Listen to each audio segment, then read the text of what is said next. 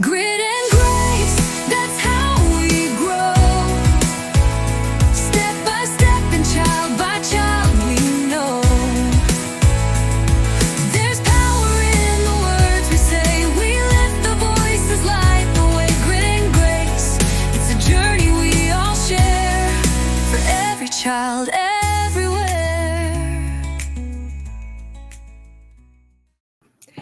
Hello, everyone, and welcome to Grit and Grace, a literacy journey. I'm your host, Gretchen Gadel, and alongside me, I have my mother and co-host, Angela Hanlin. Today, we come to you with a very exciting episode. This month marks the 1-year anniversary of the launch of Angela Hanlin and Associates. For 1 year now, she has been traveling across the country, working with teachers, working with schools. I always knew that it was possible. I always knew that she could make this dream come true.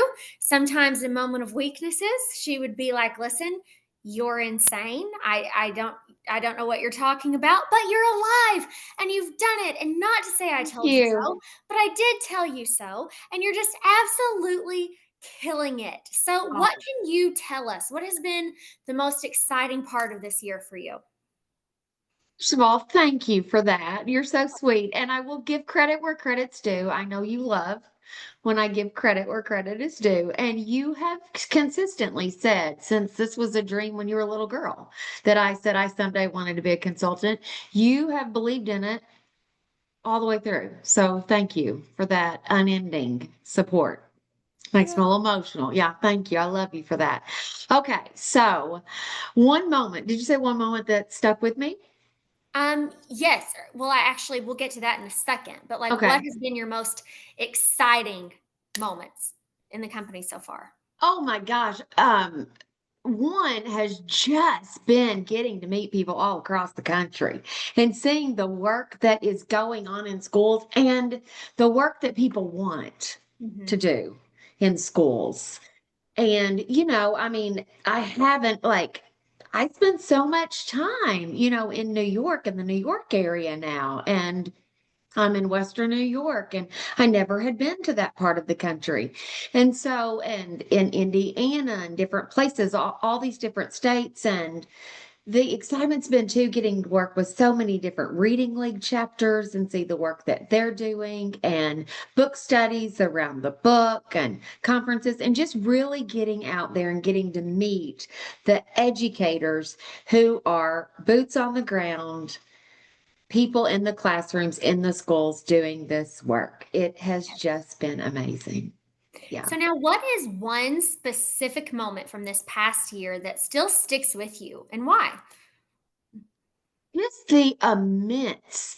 Gretchen, the immense change and the dramatic results that can happen in schools, especially, here we go, especially when a leader steps up and takes on the role of being an instructional leader and being the true leader of the school and the one who's saying, you know what, I am leading this work and having that shared leadership model. But the amount of change that I've seen that's possible honestly, in such a short amount of time, when there is strong leadership and a person who's truly leading the work, not sitting back, waiting for it to happen, but actually stepping up courageously, boldly leading the work. The other thing has been, this is a different lens, different perspective, but it's the amount. This is really, I've gotten to see it, and that's the amount. And I think if someone had told me, I wouldn't have believed it, but it's the amount of coaching and support that teachers actually need around the area of explicit instruction. Yes. What they need to truly explicitly teach and what they need to clearly understand even what explicit instruction is. There's so many misunderstandings around that. I had heard that from research. This is living it and seeing it, what it looks like, what it sounds like, what the leaders need to do, what the teacher needs to do. And there's really been a disconnect in the in the teachers and in the leaders, even about what explicit instruction is, what it looks like, what it sounds like. And so I have had to then be extremely explicit about how to teach people to teach explicitly and extremely explicit even about what explicit instruction is. And I've shared a lot of that with you, kind of my surprise, and it has been an aha for me. Yes, absolutely. And with that piece, you mentioning that people just really want to know what is explicit instruction? What does it look like? What does it feel like? I had this thought the other day because explicit instruction is something that I don't want to say it's come naturally to me, but in some ways it really has because as a parent, you explicitly parented. So, like the ways I was taught at home, like modeled explicit instruction. I know that sounds weird, but it's painfully accurate. And so I guess I was always having explicit conversations with people. So I just naturally thought, well, if you want to teach someone how to do something, this is what it sounds like, this is what it feels like, this is the amount of repetition that you put in. But I was thinking back to college experiences that I had, college experiences that my brother, my best friend, my husband, my sister-in-laws, that we've all had going through teacher ed programs. And so often in college, when they have you do like your little mock lessons or you're talking about what a lesson could be, it's DOK 1. It's Yes. recall. And if Yes. you are not getting past DOK 1, of course you're not being explicit. It's when you get into DOK 2, but really DOK 3 and 4, that explicit instruction comes out. And it does feel more natural because there's just so much more required and involved with teaching those harder, more complex skills. Always want to throw out when we use an acronym, but I've seen so many people don't know the DLK levels. So when you said that, you're referring to depth of knowledge. Mhm. But you're right. The higher level of teaching, the higher level of instruction that's needed, and the clearer it has to be, the more complex it is, the more rigorous it is.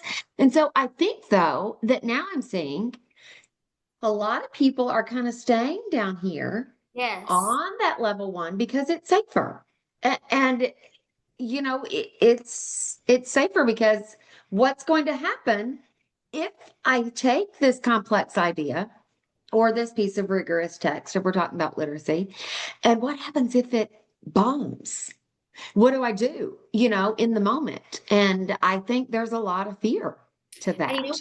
we have to remember this is one of the things that I point out to people all the time. If we are just now having teachers that are starting to teach explicitly, that means a lot of our teachers went to school and Yeah. they did not receive explicit instruction from their teachers. And we Okay. do what we're used to, we do what we're familiar with. And if you never had that as a student, well, yeah, you've never thought to implement it as a teacher. So, so another aha, and what an aha that teachers have had, and even leaders too, in so many of the PD sessions, the professional development sessions, they have said, if I had been taught like this, oh my gosh, the difference that my learning could have had. Oh, I yeah. mean, what a different student I would have been. So many have had that revelation themselves of like, I wish I had been taught this way. The other revelation that people are having is once they get it and they start providing, it's like, oh my goodness. And I remember feeling this way too. Oh, I've got to get some students back, of like, oh, we could have learned. So much more learning could have taken place. And I never want people to feel that way because I felt that way. No, it's terrible. But yeah, people are having those aha moments as well. Mhm. Yeah. Okay, so now we've talked about, the moments that have stuck with you, but what Yes. is truly the biggest shift that you've seen in this year of work? Okay. Two words, classroom instruction. And it has been so exciting. It's been so exciting. I mean, teachers relooking at their instruction, reflecting, and actually getting in their classrooms and making those shifts, making significant changes to how they are teaching and how they've taught. And it's scary to do that because if you've always done it one way, but they're actually implementing those changes. And it has been so awesome and so inspiring to see and to celebrate with them. It's just been so incredible. But that one shift, though, changing the classroom instruction has led to two things: teacher empowerment, seeing them stand differently. I've seen teachers have a stronger teaching voice Yep. in their room, more confidence. There's a teacher, I'm going to call her out right here because you know her and you love her. Her name is Haley. And to see the transformation in Haley standing up in front of that room. And I mean, her voice is so strong. She's got command of that room. Oh my gosh, I'm tearing up just thinking about her because I know you taught with her and you love her. And Mhm. just watching her own that classroom and rock it and the student engagement that she's elicited out of her students. I hope she doesn't care that I just called her out because I mean, to see the changes dramatic like that, and we know her, and to see how she had struggled, but to see her confidently, boldly just own that classroom. So there's been an actual shift in so many classrooms that you can feel, you Mhm. can see, you can hear, you can feel it when you walk into the schools, you feel it the second you walk into those classrooms, you hear it out of the teachers, you hear it out of the students having the confidence. It's literally been electric in a lot of places. I've had goosebumps. I've stepped out of rooms here recently, just within the last month, like made a quick video just to document like the changes that I've Yes. seen. It's been So, incredible.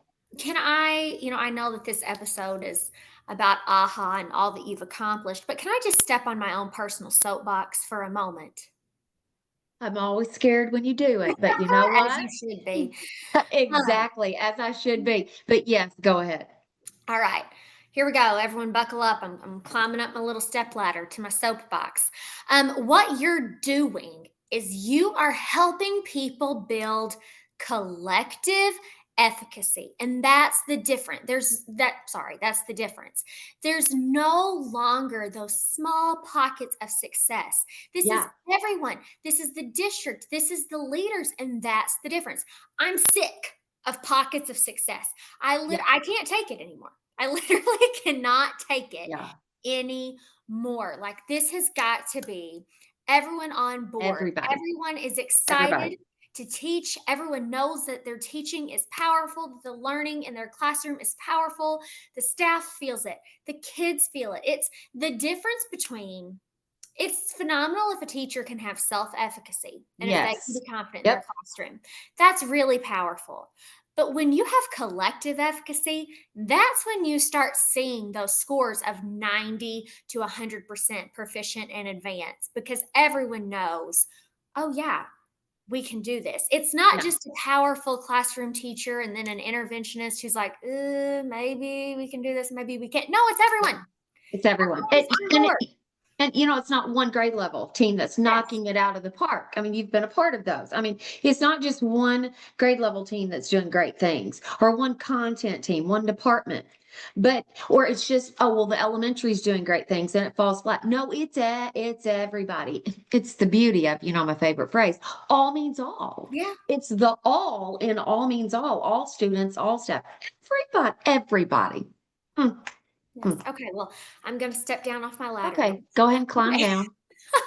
Yay, that one was mild. It That one was really mild, was. yeah. It really was. I filtered myself very You well. did. I'm Very- proud of you. Yes. I Mm. mean, I'm growing up. I'm 28 now. I'm learning. Way to go, dear. My brain's fully developed at this point. So, you know. Okay. So, what is something that you know now that you wish you would have known when you started this aha journey? Okay. Um, Wonderful question. So I wished that I had fully grasped when I started this a year ago, just how hungry that educators, especially teachers, are for clarity. Mhm. Not just for support, not just resources, but true clarity of, okay, so what is expected of me to go in my room and do? I honestly began this journey thinking I was going to have to go out and that I would first and foremost have to convince people to do the work. I thought that that would be the first step, convincing people and educators that this work is necessary. But I walked into buildings and teachers had already identified, hey, there's a problem. Yeah. And there were schools and leaders like, hey, we've got a serious problem. And there were these quiet teachers sitting in rooms of like, no, we have to make changes. I don't know how to do that, but we have to make changes. So I've walked into buildings where teachers had curriculum, they had professional development, and some of them even had good, strong leaders. But what they did not have was a clear vision, a clear picture, the systems piece of what high quality instruction really should look like in practice in their room.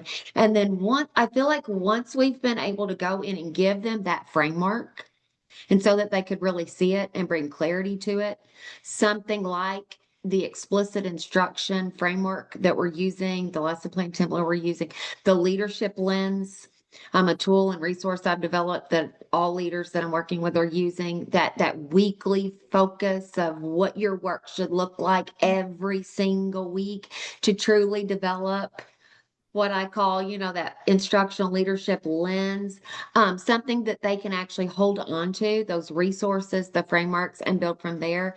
Then the shift has been immediate when they've had that, when they've truly had the clarity of, okay, what should we be doing? What Right. does this work look like? And like I said, I thought I was going to have to convince people to do the work. No, they were wanting to do the work. They didn't know how to do the You've work. It's the taken how. Yeah, it is the how, and you've taken away the second guessing of, Yes. "Oh god, we're gonna try this. Are we doing it right? Is there something we Yeah. could do better?" You've told them, "This is the way. This is This is how." how. And people, they love that. Just like we always say that kids crave structure, Yeah. adults do too. Well, and so many teachers, I mean, I'm sorry, so many leaders, like from the leadership teams and even at like the district level have said, I've had people cry and say, we've been trying to do this for years and we did not know how. Mhm. Now we know how. Now we've got an actual focus. And Yes. so one of the things that I love to do, this, is to design an instructional focus plan for schools and give them a strategic focus plan of what is going to be the instructional focus for the year and how do you make that come to life. And so with giving them those tools and resources and giving them how, Mhm. how it's literally brought clarity to them and it's been the game changer. Yes, Been absolutely. exciting. Okay, so now how have schools responded differently when we have the focus on people and not just the programs? Oh my gosh. Okay. Okay. I'm not gonna climb up on a soapbox yet on this one because you'll probably have some more where I will, but I could. Gretchen, the difference has been day and night. Mhm. It's dramatically different results. So when we center on the people and not just, oh, hey, but we bought a program. No, when we stop that and when we stop teaching, when we stop treating teachers like the delivery system, but hey, we bought you a program. Hey, we bought a new intervention program. Hey, we gave you professional development. When leaders have stopped that and when schools have stopped that and they've started actually treating teachers like professionals, the ones who are actually going to have to be the people to go into their classrooms and implement and acknowledge that and then have given the immense support that they've needed to actually do that work.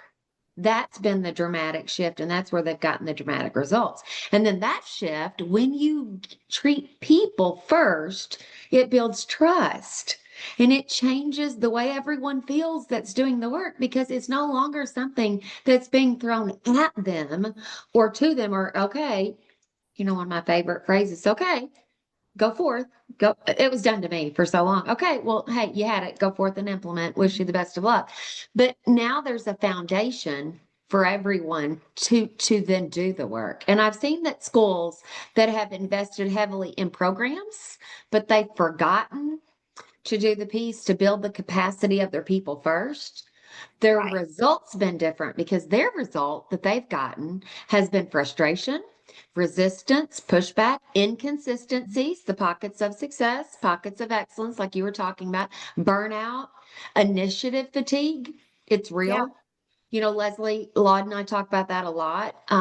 That's real. But when we start off the work by asking, okay, what do our teachers need from us as leaders to feel supported, confident, clear, capable of doing this? That's when the real work can start. So the most powerful results have come from schools where we focused first on building the teacher clarity and the leadership alignment all at the exact same time, because you Yes. can't just focus on the teachers and leave the leaders out of it, or it is going to fail. There will be a dramatic difference.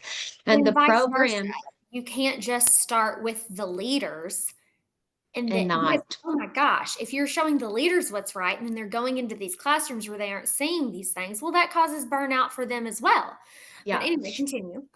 And I think too, it's helping people see, everyone listen closely.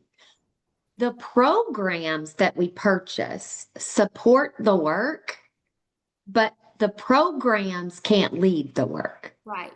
The people must lead the work. And when teachers, I've always believed it, knew it was true from research. I'm living it, saying it now. When teachers feel seen, when they feel supported, when Mhm. they feel equipped, not overwhelmed, equipped, they start showing up differently. They take Yes. a different level of ownership in the work.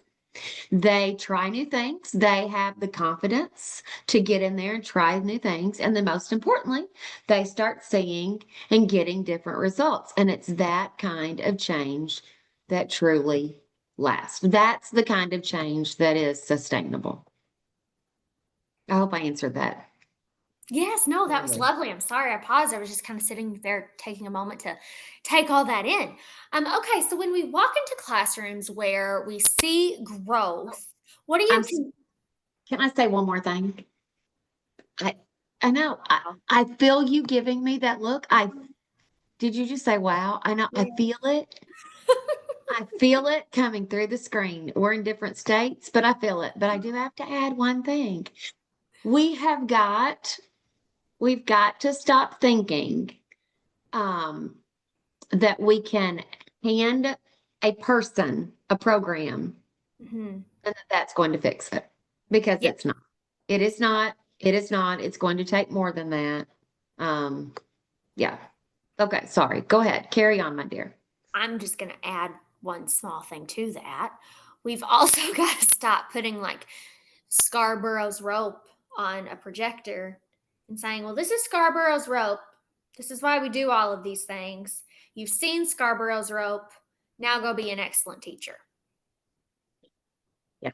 Yeah. It's not the level of support the teachers are needing to do the work. It's they need so much more than that. And I have actually been brought in to fix schools that have done a faulty rollout Mhm. because they tried to do the program first Right. without focusing on their people. And Yes. it's just not going to work. Yeah. Okay, so now moving on to our next Okay, one. go ahead. When you're walking into classrooms where you're seeing growth, what is one consistent thing that you see from successful classroom to successful classroom? Okay. So you know how much I love Hattie, and I've always Yes. loved Hattie's work, and I've loved living Hattie's work and leading Hattie's work, but it's clarity. It Mhm. literally comes back to that teacher clarity in both the teaching and the learning, because from his work, I learned that phrase, take the focus off of teaching and put it on the learning. But teachers, when you see it, what you consistently see is that teachers know exactly what they're teaching, why they're teaching it, and they clearly know how they will know if the students have learned it, not if they've taught it, but how they will know if the students have learned it. And then the students, you can ask any student in the classrooms now doing this work, what are you learning? Why are you learning? And they can Mhm. answer it. And they can tell you what they're learning. They can tell you how they will know when they will be able to determine it. And they can give it to you in their own words. And even if a success criteria is posted, this is the thing I love. The students can still break it down in their own words and they can explain it because it has been so clear to everybody. I thought for a long time, I won't mistakenly say here, I thought for a long time teacher clarity was all about clarity for the teacher. It's all about making things totally clear for the student. But that alignment between intention and then the execution has been powerful. But we also see purposeful modeling. Not not just random, inconsistent, but there's been a purposeful, intentional, you're going to love this, design. I know. Design a well-designed lesson plan with a well-designed check for understanding. The teachers know how they're going to check. They've planned those feedback loops. They've planned those check for comprehension, not in a rigid way of like, oh, check for comprehension, check, I did it. Not that rigid compliance, but in a way that actually feels natural in the Yes. classroom and supportive. There's a difference. And then the classrooms aren't quiet. Yay, this is my big thing. I love this because the kids aren't compliant. They're actively engaged. The Mhm. teachers made it so that it's the students' learning intention. It's for them. They're the ones thinking. They're the ones learning. They're the ones doing the work. When I started this a year ago, I'm going to tell you, I saw teachers working so hard, but they were doing the heavy lift. Yes. They were doing the majority of the work, and now I'm seeing the students are stepping up. And that engagement factor then becomes visible. You can see it, you can hear it, you can hear it even before you get into the classrooms. And then there's a strong sense of belief in that room that they can do it because Yes. the teachers believe the students can do hard things. Hmm. And then students start to believe they could do hard things too. I had a teacher this week. Oh my gosh, it was brilliant. And she said, it is okay. This is going to feel awkward. This may feel uncomfortable, but you know what? We've got to be uncomfortable with uncomfortable because it means we're learning. It Yes. means we're learning, and that is okay. So there's that mindset there. And then that mindset combined with that clear, explicit instruction, that's what moves the needle. So honestly, then, when you walk in, what do we consistently see? Teacher empowerment, student ownership of it, clarity for both the teacher and the learner. And then, my gosh, then the engagement, it just increases dramatically. Right. And so when you say that in the past, you thought teacher clarity had meant clarity for the teacher, I Yeah, just want to take a moment and say to everyone out there, teacher clarity consists of both clarity it for the teacher does. and clarity for the student. It's an if then.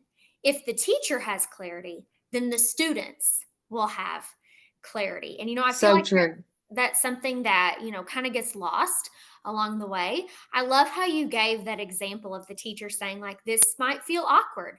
Yep. Just the other day, so my kids are very hesitant, afraid of math right now, and the other day we were starting our math lesson and I was like, listen, I'm going to be honest with you. What you are about to learn, it's going to be tricky.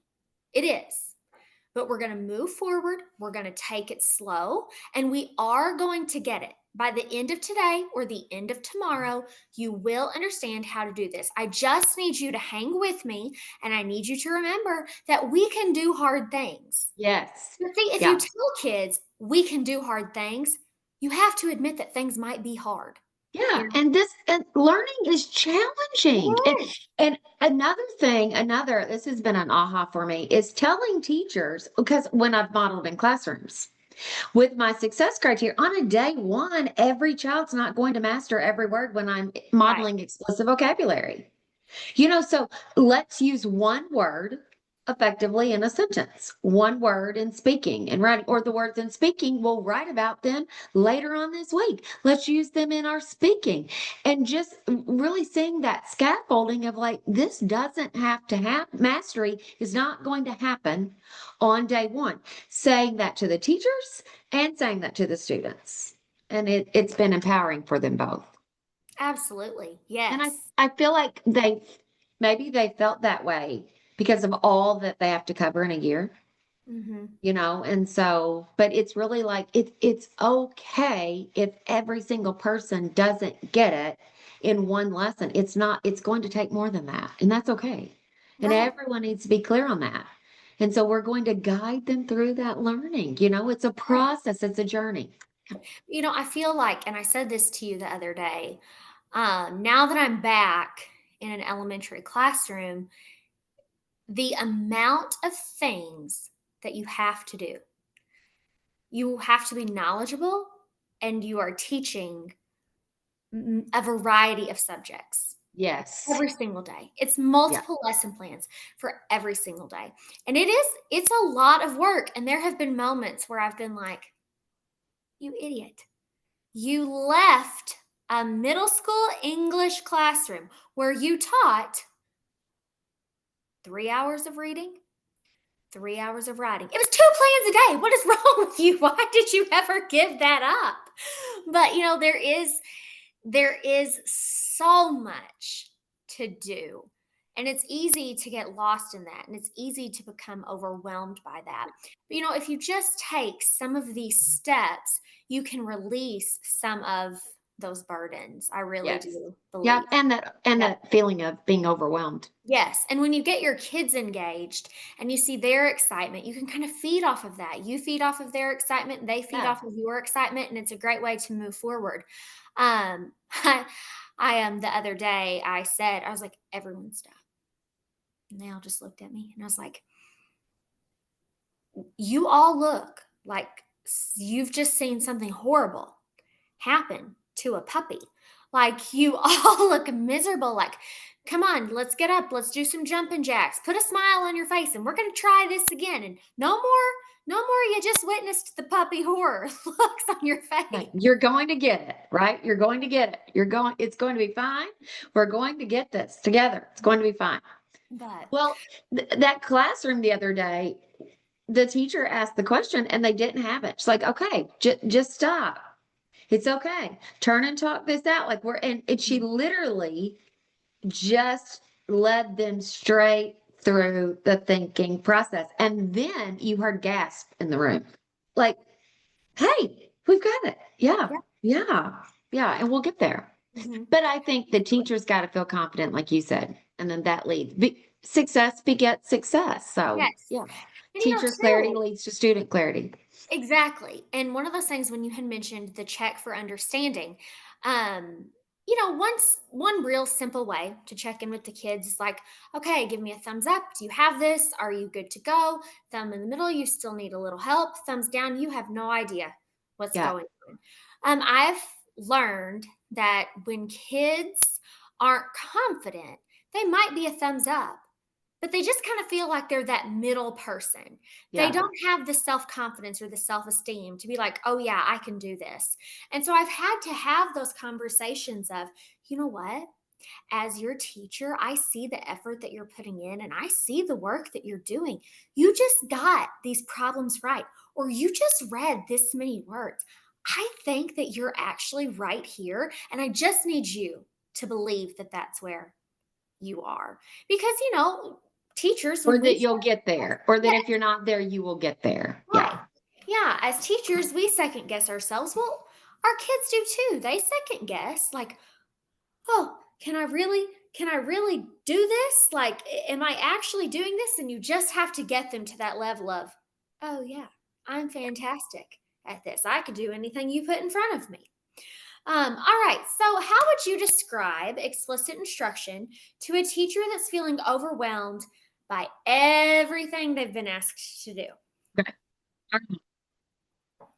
Okay, so this has happened. So first, I would tell them that explicit instruction isn't pause. isn't one more thing. Because Yes. I keep hearing, oh, we're being asked to do one more thing. No, no, no, stop. Explicit instruction isn't one more thing. We need to stop thinking that this is one more thing that we have to do. Explicit instruction is the thing. It is the thing that makes everything else work better. So when you're feeling pulled in 100 different directions, explicit instruction is that structure that brings focus to your lessons, focus and clarity to your instruction. It's all about being clear on your purpose. What's the purpose of that lesson? Why are you teaching it? What do you want your learners to know by the end of the lesson? Modeling exactly what you want students to do, checking in as you were saying, as they go throughout trying it. Okay. So they're not left guessing. It actually reduces, if people will just believe me, it actually reduces your planning stress because then you're not having to reinvent the wheel every single day or backtrack to reteach what didn't stick because you know when you go in these little chunks, because we know from explicit instruction, we chunk it up, then it sticks and you actually it may feel like you're going slow in the beginning, but then you can go slow to go fast because then you can actually start moving.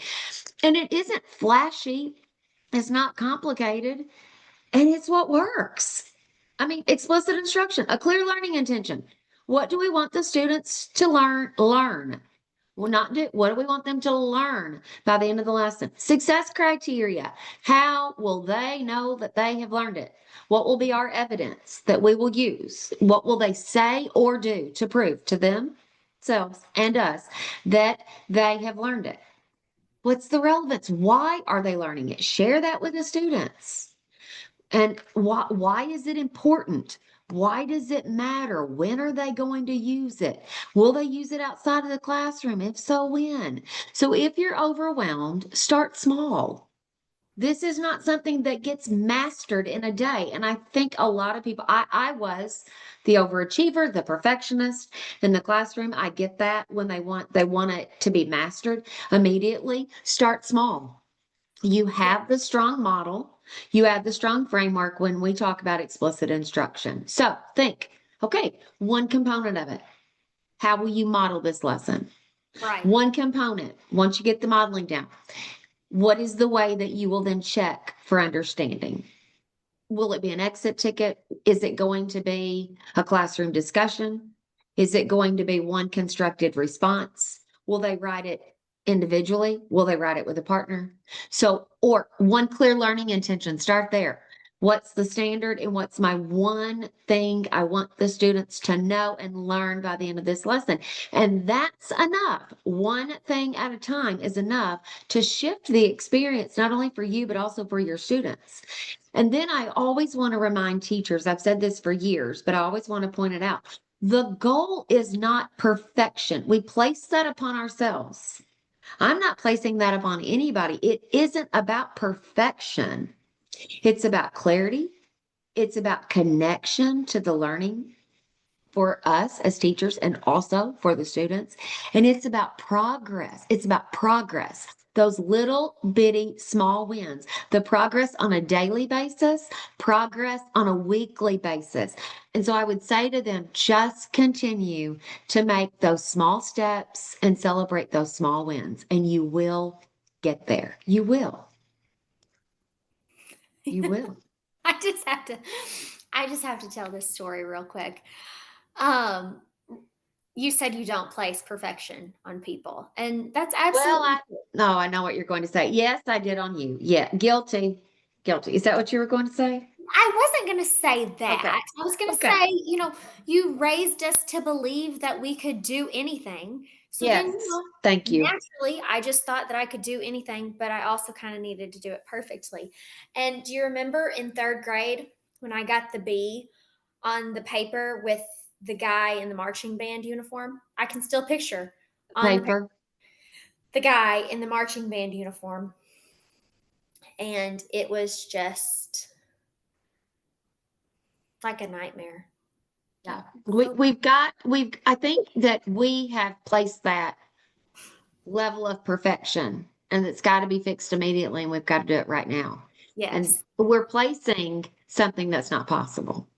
Right. So it's the small shifts, it's the small wins, one step at a time, and think about progress over perfection. And Yes. that's how we will get there. Progress Mhm. over perfection. And Absolutely. everyone listen, we will get there. We will. Mhm. Yep. Okay, so why do you think that so many schools still believe that the right curriculum is the solution to all of their problems? Oh, okay. Ask that one more time. Ask that one Okay. more time. Why do you think it is that so many schools still believe that the right curriculum is the solution to all of their problems? Okay. So you've heard me present a lot Mhm. because we've worked in the same districts. So I am always very explicitly clear on if it is research, if it's from an evidence-based practice, if I'm quoting somebody, like if it's the research of John Hattie, if it's from a specific book. All right, so I am going to say that I'm going to throw out here right now. This is my opinion. Okay. Okay. This is my opinion as to why so many schools still believe that the right curriculum will solve everything. It's my opinion based on observations and especially based on this work now that I've been doing for a year. I think they are wanting a quick fix, a magic bullet. And I Band-Aid. think they're wanting, what'd you say? Band-Aid. I think they're wanting a quick fix for them without doing the hard work that this takes, because this takes hard work, especially I was working with it. I know it's a Saturday. I know, but I was doing a virtual study with a team of teachers in Missouri this morning for a couple of hours. And I said to them, um, you know, there's not a magic bullet, and that this is hard work, and I'm never going to sugarcoat that. I refuse to do that.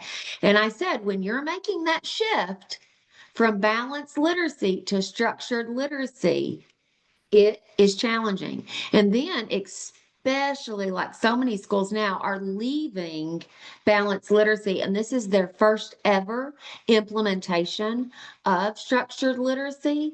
And they're just wanting to buy a program and think that will do it for us. No, it won't. And so, in my opinion, I feel that they're wanting a quick fix, a magic bullet, a silver bullet, and then that will lessen the work that it actually takes to do this. And I think because schools, I will also add, I think they are under a lot of pressure.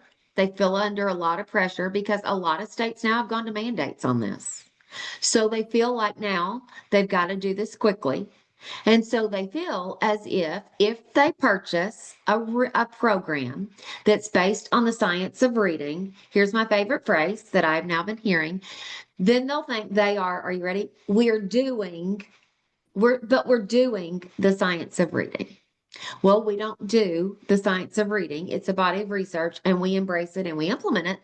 That we do. We do implement it, but it's not something that we do. And so they want something that's packaged, polished, and it's tempting to jump in and think, hey, this will be our fix. And then they want something that just they think they can purchase something that's going to promise alignment to them.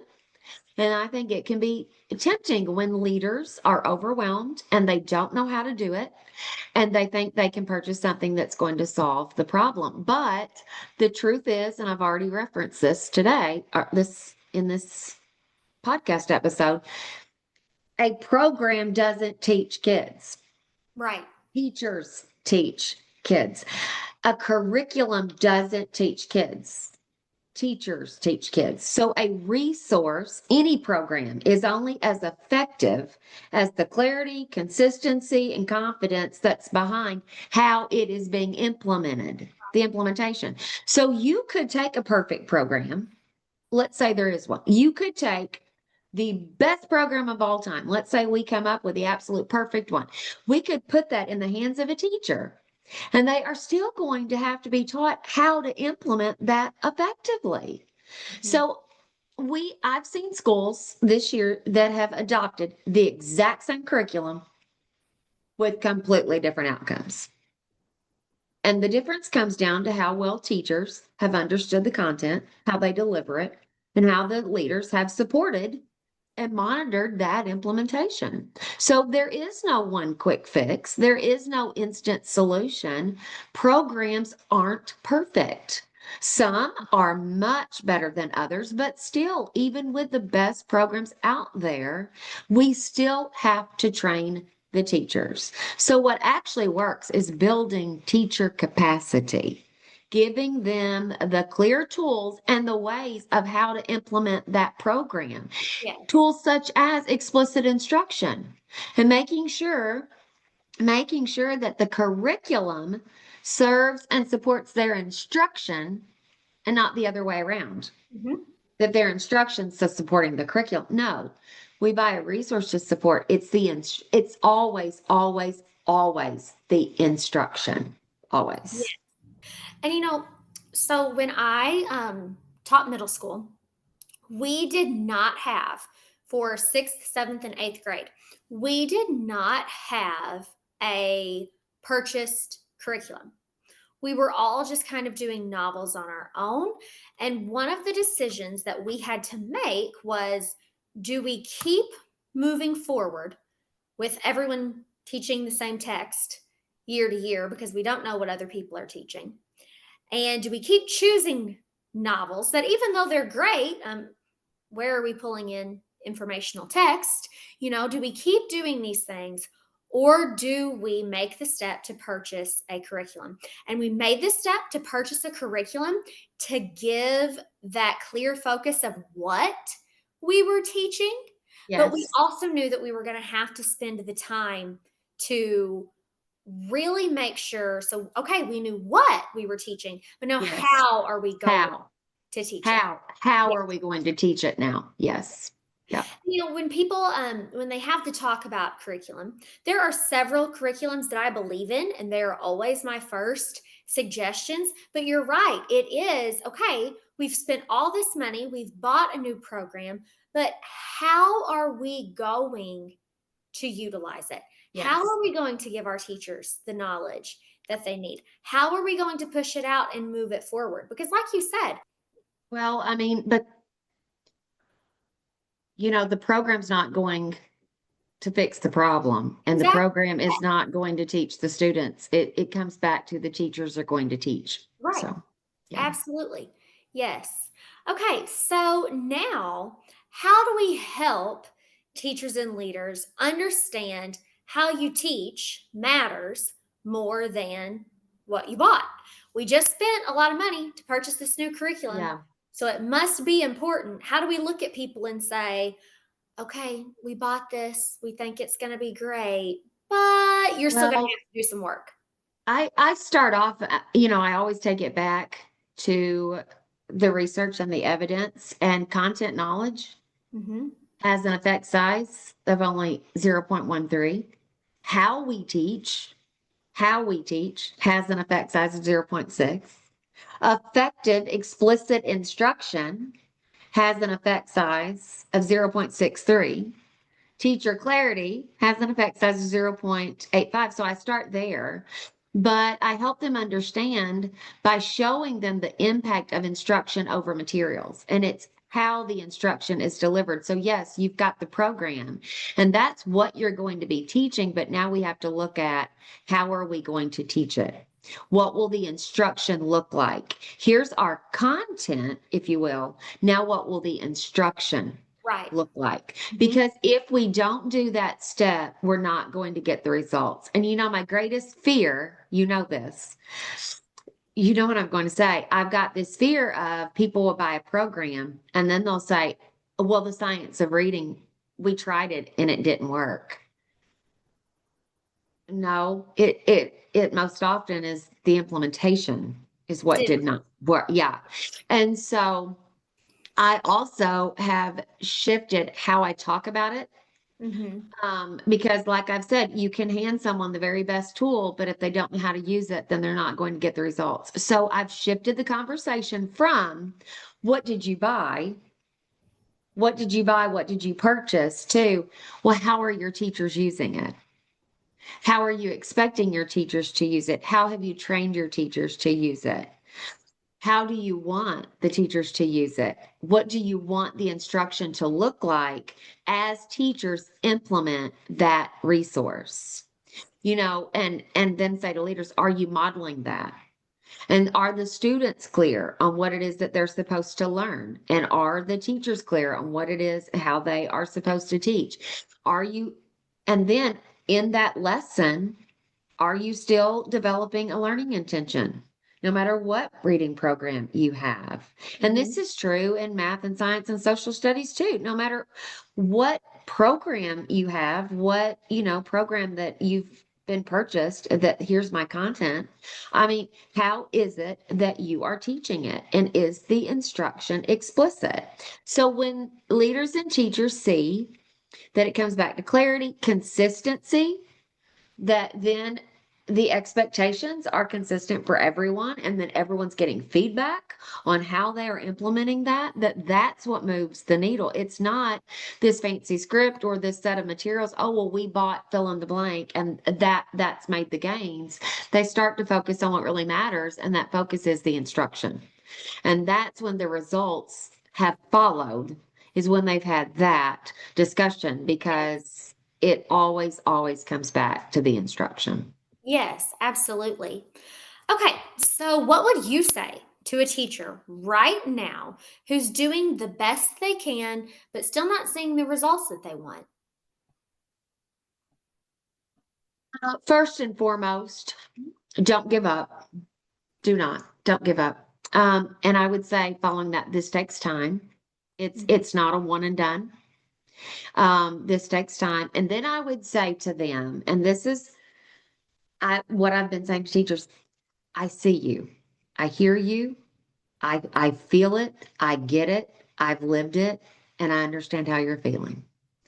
And I think sometimes just acknowledging that this is a safe space and what you're doing matters. I would say that to teachers, even if, and listen to my wording, even if the results aren't showing up yet, They the will. way that you had hoped, because they will. Keep doing the work, stay committed. Don't do this out of compliance. Do it out of true commitment. Because sometimes we think if we're not seeing immediate growth, immediate perfection, that we must be doing something wrong.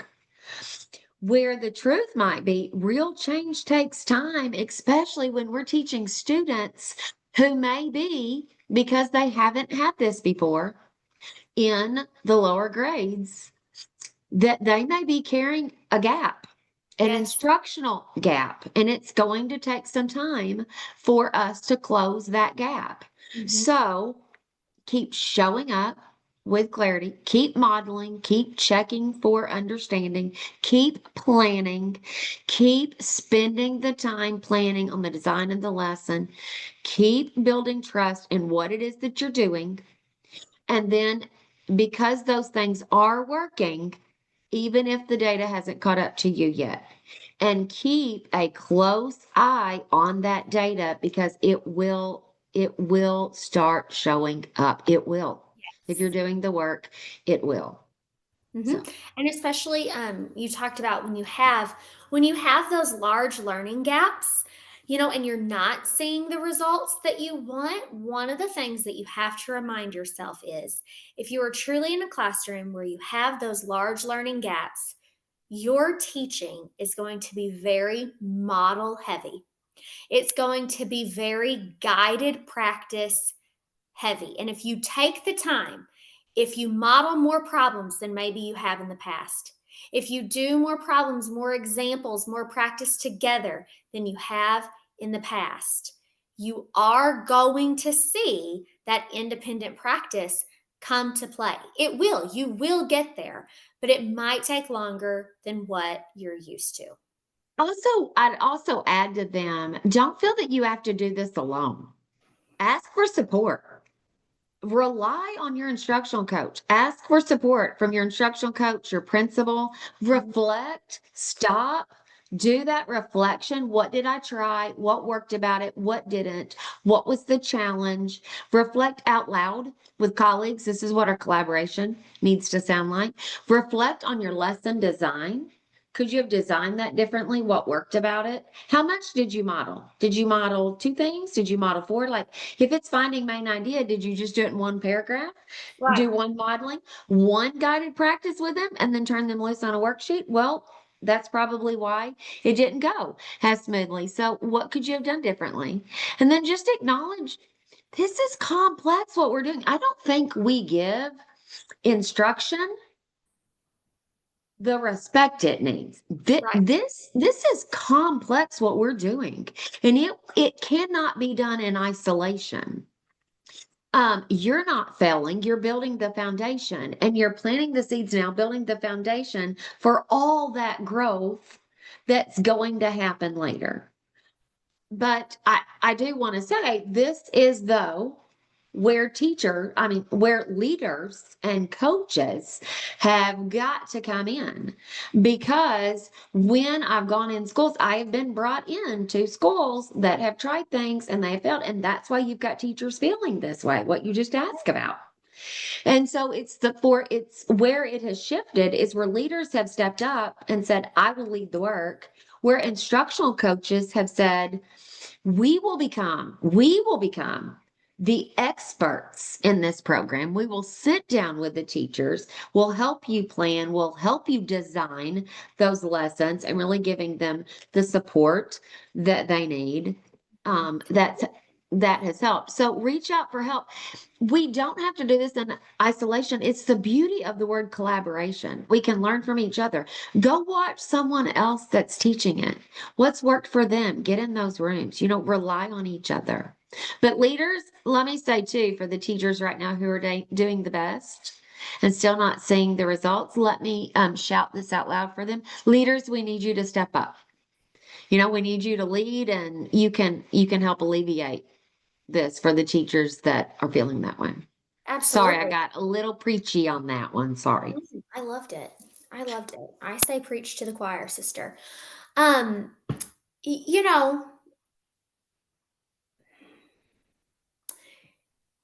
it's true that if you are a teacher and if you are struggling, if you feel like you could be doing more, you aren't alone, because there are people out there. But I do just want to point out the fact that sometimes you might have to look outside your building. You might have to, you know, Listen to a podcast, yeah, watch a webinar. Yeah. right. You might have to create your own system You of know, support. I I was doing it on my own Mhm. for a long time, and I thank God for Dr. Vicki Gibson who stepped in to mentor me. And I look at all the people that use, Donna Hyponics Facebook group to get resources. And so many times they're finding that collab. Unfortunately, they're having to find that collaboration outside of their own school. And that's what must change. And that changes by leadership. But Yeah. for the people that are in it, you often do have to get I lived that. And I had first Dr. Vicki Gibson, then I had Jan Hasbrook, and then Mhm. they led me to other people where I could get my answers. But just stay the course, because I promise you, the results will come. I promise. Okay. All right. So, how can teachers advocate for clarity and support they need without wanting someone else to fix it? I feel like that's a fine line.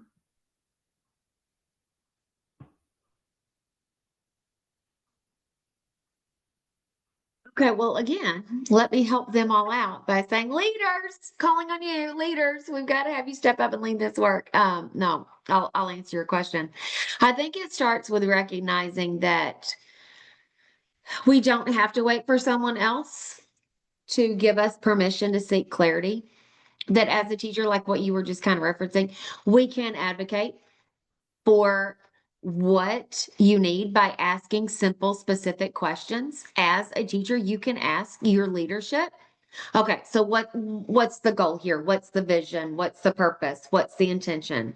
What's the learning goal here? How are we going, how will we know that our students are getting it? Can we sit down and look at this together? And it's not about calling anyone out when you do that. I think it's about calling attention to what really matters. Yeah. And when teachers start those conversations, again, I was working with a team in Missouri today, and it's the teachers that are doing a lot of the leaders. I'm sorry, they're stepping up and they are leading. And so often a teacher can be the person that can spark the clarity that everyone else has been waiting on and wanting to. So you can model the kind of support you want. You can collaborate with a colleague. You can be support for a colleague. You can share a strategy that you tried that worked at a faculty meeting in a grade level or a content PLC meeting. You can invite a coach into your room and say, okay, can you help me? Can you help me here? Can you help me better understand this? Can you help me sharpen this skill? Change doesn't always have to come from the top. I feel it's a leadership responsibility too, but I know everyone's not, unfortunately, every teacher's not in that spot where they've got that strong instructional leader leading it. So when you focus on what is in your control, your planning, your questions, your classroom, your instruction, you can create the momentum. And then that can spread to the room next door, and that momentum spreads. And I've seen that happen in schools where you've got teachers driving the change, and then they get the attention of everyone. And then the leaders have come on board after a lot of teachers have been driving for the change. Should that be the way it has to happen? Absolutely not. But that's the beauty of true collaboration, that this can't ever be done on the back of one person. So we can, though, but a team of people can always come together. So I think advocating and speaking up for clarity, I don't think that's complaining. I think that's teacher leadership. I think that you're stepping up and asking, hey, what is the vision? What should we be doing here? Yeah. Absolutely. So, Okay, so what are you most hopeful about for the year ahead, for year two of AHA? oh gosh, one thing I am so hopeful about the shifts I'm seeing across the country in mindset. The shift from we're doing this out of compliance to we're doing this out of commitment. Oh, okay, we get it. This is commitment to best practice. This is the work we should have already been doing, and shifting. I'm so hopeful that that shift is going to continue, that we're not checking a box. We're not doing this because of a state mandate or state initiative or a state Department of Ed is saying it, that it's actually that the shift is when you start doing the work, see, and then it's the commitment to the work that this is actually the work that we should have already been doing. It is the work. It is the best work. It's the best practices for kids. And school leaders are shifting from surviving the year, surviving their day, managing the building, to actually leading the work, stepping up and leading the work. And then more and more teachers and leaders are realizing that it's not about doing more. It's about doing what matters most and doing Yes. that well. That I've been hopeful about that. I'm also hopeful because I've seen firsthand what happens when schools stop chasing the perfect fix, the perfect program, and they start investing in their people.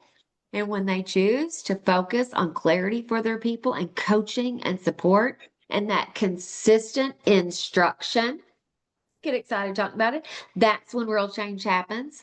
I'm also hopeful for the momentum that I see that's building in our country. I've gone to a state reading league conference. I've just come from the national Reading League conference in Chicago. I'm working with a lot of state departments and hundreds of schools in so many states, and I see the momentum building. And I've been able to talk to people like Pam Kastner and Maria Murray and Leslie Laud, Nora Shabazi, and we see the momentum. I did that podcast the other night with Justin Browning and Molly Ness. Molly and I were just connecting at the conference and saying, we see it. We see the momentum and it's exciting. And we're all hopeful. All of it. We're hopeful in literacy. So teachers, I think, are starting to own their craft again. Woohoo! Like, yes, leaders are stepping into their role as instructional leaders. Yay! Students are showing up every single day and they're showing up. And when we believe in them, when we raise the level of expectations for them and teach them with purpose, they rise to meet it Yeah. every single time. So there's a lot of work ahead, but I'm so hopeful. I am so hopeful and I believe it is going to happen. There's also a lot of promise. And I honestly believe we're just getting started. I think the momentum is just really getting going. And I've been, I've been discouraged over the last decade, but I am more hopeful than I have ever been. I'm also extremely hopeful about the results that are about to hit in student achievement because the results are already showing up in schools I've been with for over a year in their end of year benchmark data. They already had the results in their end of year benchmark on their state assessment. And so now we've got schools, all the schools are making progress. They're seeing it now in their current progress monitoring. So I can't wait for middle and end of year benchmarks to see, oh my gosh, cannot wait. Cannot wait to see that. So hopeful.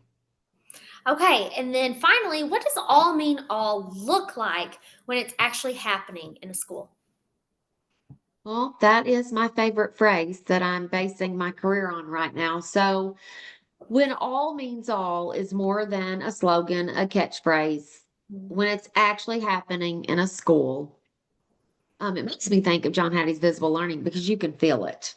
You feel it the moment you walk into a school. You feel it the moment you walk into a It's classroom. the collective efficacy. It is, I know, and I am feeling it in the schools I'm working in. So here's what it is. All people are doing the work. All are committed, not out of compliance. They're committed to the work.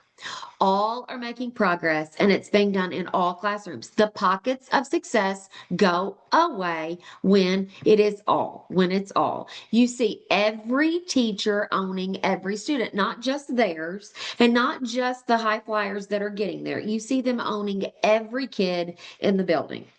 You stop seeing passing the buck. You stop that. Well, but that's not my student. Intervention's got to fix that. I want special education fix that. If it's all means all, that stops. There's that shared belief, like you said, collective efficacy. There's also that mindset that all kids can learn, all students can learn, all teachers can get there.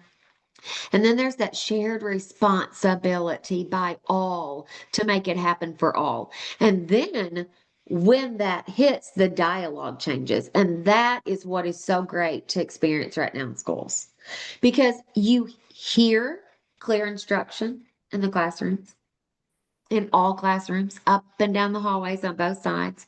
Learning intentions are visible. They're posted. You hear them being shared.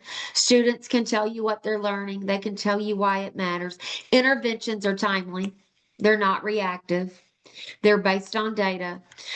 Teachers know that asking for support's not a sign of failure. It's how we all get better together. And then the focus and the talk and the dialogue, it's all about the learning. So I think too, you see leaders in classrooms, and that's what I'm so proud of. You see leaders in classroom. I've been taking pictures of it, not just in their offices, but they're in classrooms. They are in grade level meetings, content teams, faculty meetings where they are coaching, modeling, listening. They're partnering with their teachers. They're sitting in those data team meetings. They're removing the barriers of what isn't working. They're removing the challenges and they're keeping the focus on what matters most, and that is the learning. Yes. And then the instruction that leads us there. So then you just see students rising. That sounds so simple, but you see students rising because the adults around them refuse to lower the bar. So Yes. all means all. It's not a slogan. I've said before, it's not a hope or a wish, but it's a daily decision to do the work, teach with purpose, lead with courage, believe that growth really is possible for all, every single student, every single learner in the school. It can happen, and it's been so exciting to see it happening in the schools. They were working, and now I want to see it everywhere, every single school, everywhere. Well, I'm just gonna bawl like a baby. That was beautiful, but you know, it's been such an Oh, you amazing really year. are. You really I are crying. I really thought am. you were. I'm really falling apart. For those of you who don't know, I'm like 6 months pregnant, very emotional. But honestly, I'm so happy for the work that you have accomplished Thank you. and for the schools that you get to be in. Um, I am very jealous of those people because you are my favorite person to work with, and I love getting to spend the day with you. Um, and I truly believe that you and what you bring to teachers, what you bring to a district is the answer. And Thank you. I just feel so bad for, you know, the schools that don't have you yet. And hopefully someday that they will. But I'm just so Well, proud thank of you. you and all Thank that you you. accomplished in the last year. And I'm just going to say it again. I was the first person who You said, were. You you were. are a pioneer in the field of I don't feel education. that way. I don't feel that way, but thank Well, you. it's You have true. said that. It's Yeah. true. Thank you. I had a college professor one day. I would always get to his classroom early, and he was just, oh, he was the sweetest old man, and he just loved education, and he really loved higher education and promoting teachers. And we were sitting there one morning, and he was like, I just have to tell you. He was like, I think you are going to be the greatest thing that has ever happened to education. And I looked at him and I started giggling. And he's like, no, I'm being serious. I said, I believe that you probably are, but you're just wrong because that's actually my mom. So what you're seeing Oh, is like, sure, some of that's in my DNA, but it's not me. It's her. Trust me. Um, and that's so true. And I just want people to realize that when we say Angela Hanlin and associates, like this has become our life. It's not just you. Our entire yes. family is committed to this Yeah. journey. Um, Yeah. you, my dad, my brother, my sister-in-law, me, and my husband, like this is our family's work. This is our family's desire. We want Yeah. these changes to take place. And it often means that I don't get to see you as often, but that's okay because I know that you're out there and I know that you're doing great things and I know that you're making it possible and that you're truly helping people believe that all means all. Thank So you. I just say, if you get to see her at a conference or if she is in your school, I hope you know how lucky you are that you're just in the presence of awesomeness. Thank you. Thank you for saying that. And as I've always said, I believe you're biased, but thank you. And just thanks to the schools that have allowed me to work with them this year, and all the partnerships that we've been able to do. It's been an amazing year. It's been inspirational, it's been motivational, and year two, I mean, it's going to be even more so. We're growing, that we've got some huge announcements that are going to take place in January, and then in the months we will be bringing on new people, and so that we can reach more schools. But it's been outstanding. Thank you, honey, for your just Of course. unending support. Of Thanks. course. But all right, everyone. So this is Grit and Grace. Oh, Oh, go can I ahead. say one thing? Sorry. Of course. Thanks. So, you know, I need a sign. Can I say one more thing? Um, Thanks for always allowing me to. Um, Thank you to all the people over the past year that I have been able to develop such strong friendships with. and the other consultants that I have been able to develop these amazing bonds and our group chats that we have going now. You've inspired me, and we're inspiring each other, and it has just been an amazing year. And to all those students out there that are doing the work, and to all the teachers and leaders, just, yeah, thank you. It's been an awesome year, and I can't wait for a year two. So go ahead. I won't say another word. Go ahead, take it away, dear. This is Grit and Grace, a literacy journey, brought to you by Angela Hanlin and Associates, celebrating AHA's 1 year, and we wish you many, many more. I feel like this needs to be like the season ender of the Frasier episodes, where they have like the voices of Frasier, and it shows all the people that have called into the show, like just all the people that have been inspired by AHA this year. But all right, well, we will see you all when we see you, and I hope that your school year is going well. So, bye, everybody. Thank you. Bye. Grit and grace, that's how we grow. Step by step and child by child we know.